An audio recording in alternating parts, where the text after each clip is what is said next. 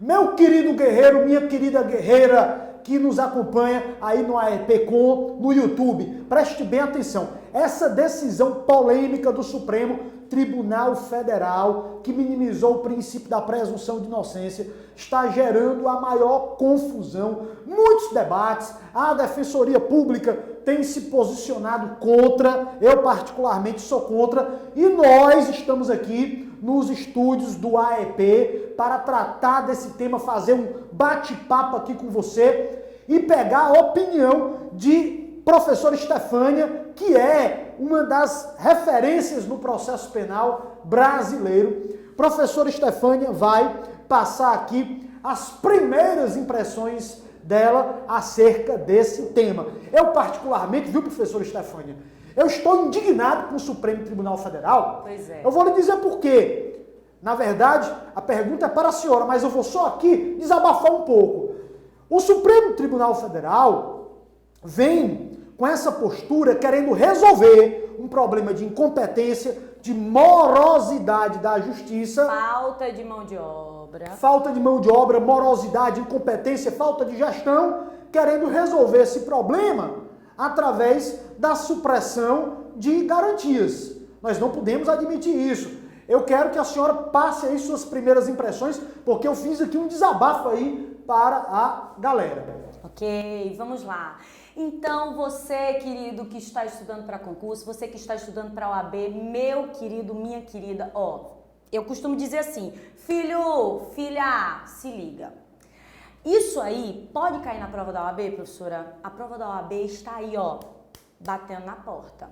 Os concursos estão aí, batendo na porta. Professora, pode cair na minha prova? Mas é claro que pode. Por quê? Porque nós sabemos que os editais, eles colocam lá leis que podem surgir, leis novas, não podem entrar se o edital saiu. Mas, professora, decisão que sai no curso do certame, do STF, do STJ, pode ser utilizado? Aí, turma, eu particularmente entendo que pode e creio que a maioria entende que pode, tá? E aí, a minha preocupação de vir aqui conversar com você para te alertar é exatamente isso. Óbvio que eu vou dar a minha opinião como jurista, o professor Emerson, um jurista tarimbado no mercado aí já há muito tempo e um defensor público renomadíssimo em Fortaleza e que tem know-how para falar sobre o assunto, já falou com você, já deu a opinião dele. Vou dar a minha opinião, mas antes mesmo de dar a minha opinião como jurista, vou te dar a dica de como era antes e de como é agora. Vê só. O que acontece? Professora Estefânia, a Constituição Federal, você já sabe, ela é de 88, garantista, artigo 5º, com um monte de garantias constitucionais. O Código de Processo Penal de 1941. O que é que nós tínhamos aqui em 1941, baby? Período militar, né? Loucura total, né? Bom, período fascista, era bem bacana, para não dizer o contrário. E aí, pensando nesse código que não se alinha com essa visão constitucional da coisa, o que é que nós passamos a perceber? Esse comando do código prende, depois conversa, ele não conseguia meio que, chegar num consenso com essa garantia que era até que transite em julgado, eu vou considerar esta pessoa, inocente. O STF, ele já vinha, há um tempo atrás, as pessoas disseram assim ontem, um monte de enxurrada dizendo assim, mas já havia uma HC onde o STF em 2009 retirou o posicionamento que hoje, com o HC 126/292, que ele julgou ontem, certo? Ele já vinha tendo essa posição anterior. Veja, nem é esse de 2009. Em 2006, o STF, ele já tinha essa posição que ele voltou a adotar ontem. Qual é a posição, professora? A posição é a seguinte, vamos lá que é para você entender, certo? Digamos que Joãozinho cometeu um crime de latrocínio, certo? Joãozinho cometeu um crime de latrocínio, foi condenado, tendo sido condenado na primeira instância. O que é que acontece? Joãozinho, inconformadíssimo, representado pela Defensoria Pública, pelo querido professor Emerson, não é? Vai e recorre, tá? Acontece que Joãozinho, ele respondia ao processo em liberdade, porque não era necessária a sua prisão naquele momento, enfim, né? Vamos pensar que ele estava em liberdade, tá bom? Pra gente não ficar com muito detalhe. Stefânia, ele estava em liberdade, porque a prisão dele naquele momento não se configurou, enfim. Professor Emerson, então, recorre da decisão de primeiro grau, essa decisão condenatória. Ao julgar essa apelação que o professor Emerson, como defensor de Joãozinho, né, entrou com ela no tribunal, na segunda instância, o que era que acontecia? Vê só, essa apelação, ela tinha efeito suspensivo. E aí ela suspendia o comando da sentença que mandava prender Joãozinho, né?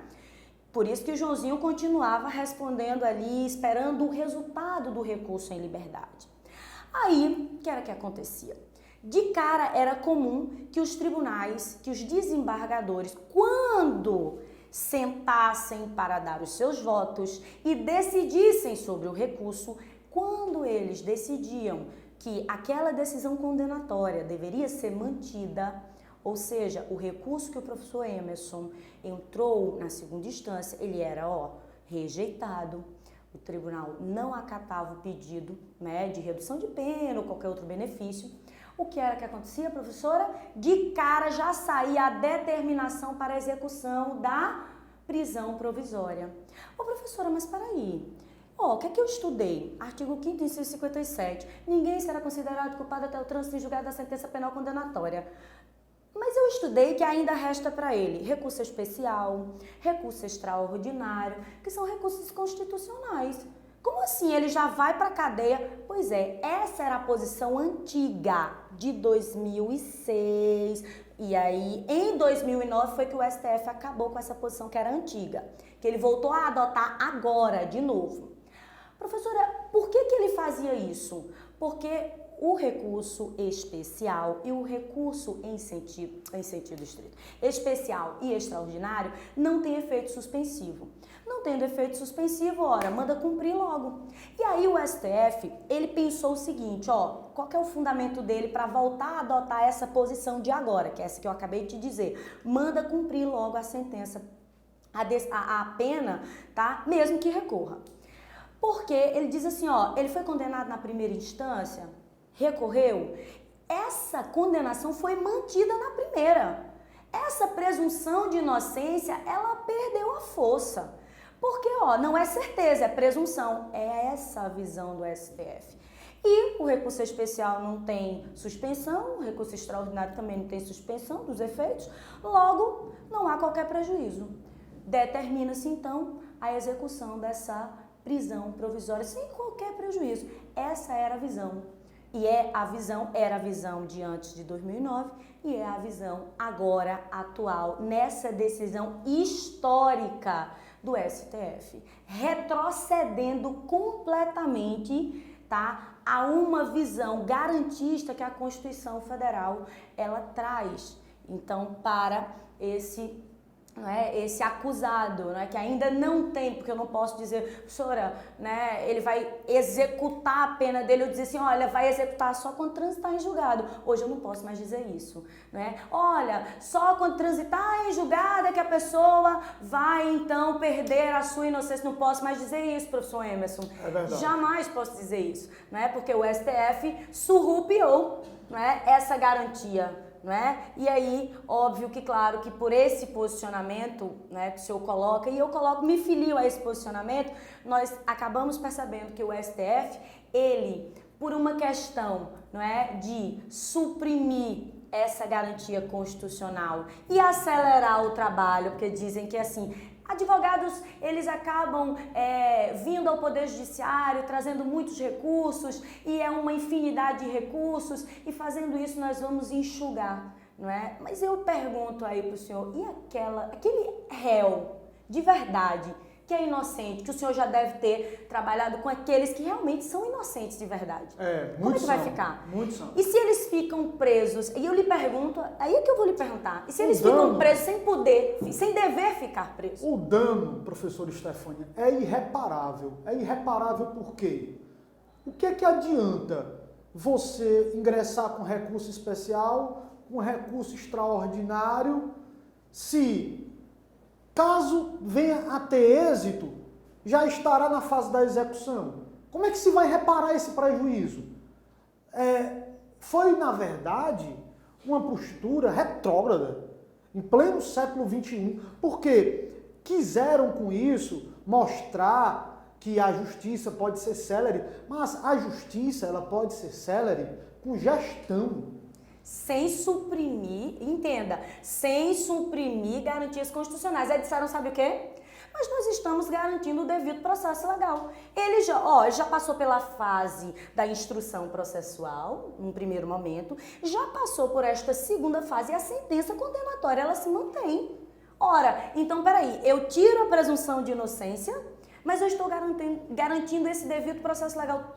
Gente, e o pior de tudo, viu, professor Stefânia? Não tem nem garantia de quanto tempo esse recurso será julgado. Porque nós sabemos que muitas vezes são recursos demorados. Se você pelo menos tivesse uma garantia, não, esses recursos vão ser julgados em 10 dias, em 20 dias. Mas não tem prazo, é uma coisa absurda. Porque enquanto não forem julgados, a pena está sendo cumprida, o que significa pena antecipada. Exatamente.